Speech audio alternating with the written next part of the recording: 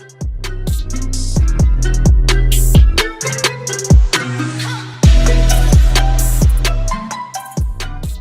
everyone, Eric with Rockin' H, and I just got back from my workout and I'm in the shop, so I thought I'd do a quick opening. I got a couple new packages in the mail and we'll take a look at them, see what we got. So I actually opened this one in the house because I couldn't remember what I bought, but then I figured it out as soon as I opened it, of course. So if you've not been on my website, I carry what is called the Beginner's Toolkit. Basically it's what I would recommend anyone buy if they're just getting into die-cast. So it is just basically what I would call essential tools to begin your hobby.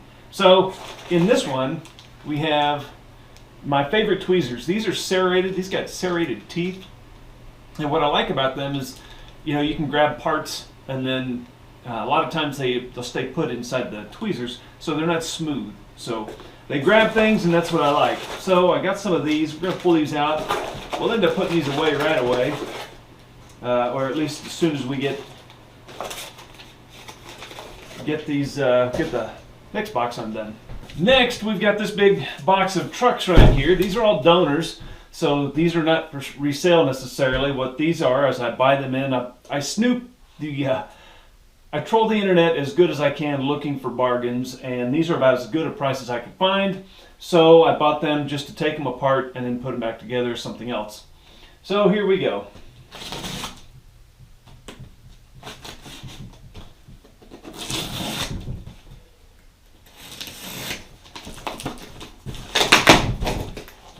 And we have a packing slip. Put that there with my other stuff. Let's see what we have here. Okay, we got some empty boxes for packing. And here we go. So in this box, what I've got here is 6 of these. They're all the same. So I bought 6 of these Peterbilts. These are 379s. I wasn't too worried about the parts. What I really needed is just a generic, or as cheap generic Peterbilt as I could find. Normally when I'm shopping for donors, I'm looking for something that has the most amount of parts already on it that whatever I'm replicating has. It just saves time and money. But now that I'm making a lot of my own parts now, and most of that's just due to I can't get them as soon as I need them, or sometimes you're buying a $70 truck just for parts. Well, I try to avoid that as much as possible. So I've got 6 of these for donors. And unfortunately, they don't have the mirrors with them. That's kind of a bummer. That's too bad. As you might know, if you've taken very many of these trucks apart, mirrors are a premium. Okay, so we'll leave those in the box. Separate this.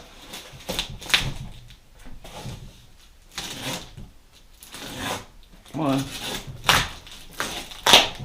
There we go.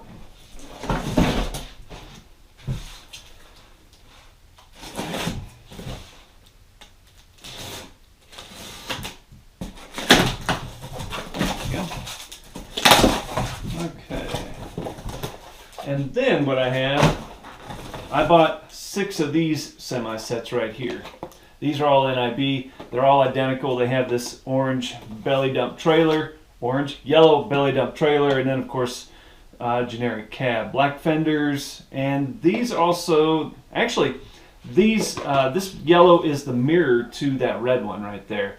So that red one actually came with a red belly dump, but it was separated out and I bought them. So I paid $67 for this set and then $45 each for the red and black ones.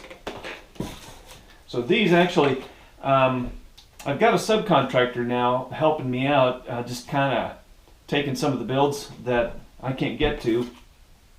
And so a lot of these are going to go to him just so he can begin earning some money and doing some replicas. So that's going to be kind of cool.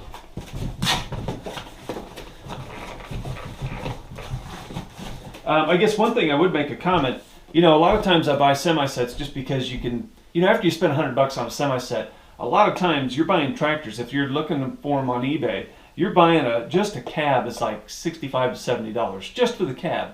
So for another 30 bucks you get a trailer. So what I normally will do is I will keep a couple of these on hand just in case a client needs one, and then I'll sell the rest of them on my website. Generally I try to get 20 to 30% more than what I've paid for them. So in this case, where the tractor trailer is $67, I'll price this separately from this and then try and make up a little more money on the trailer end of it, and it'll fill my website with die-cast trailers if nothing. So what we'll do now is we'll go ahead and put the tweezers away. We'll get that done, and then I'm going to go put some decals on some other trucks and keep my night a-rolling. So this is my rolling cart of parts. On this side I've got wheels that I carry. Then I have some extra parts down here that are just waiting for a spot to open up on the other side. And then of course I carry all my glue here, Instaset, other glue, and then screwdrivers for the beginner's toolkit, which is what these will be a part of. These are also sold separately on my website. And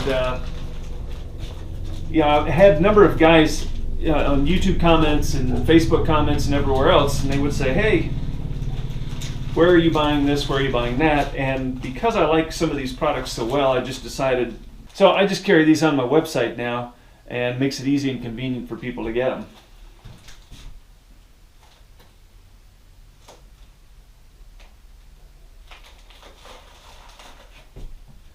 And there we go. So here you can see, as I turn this around,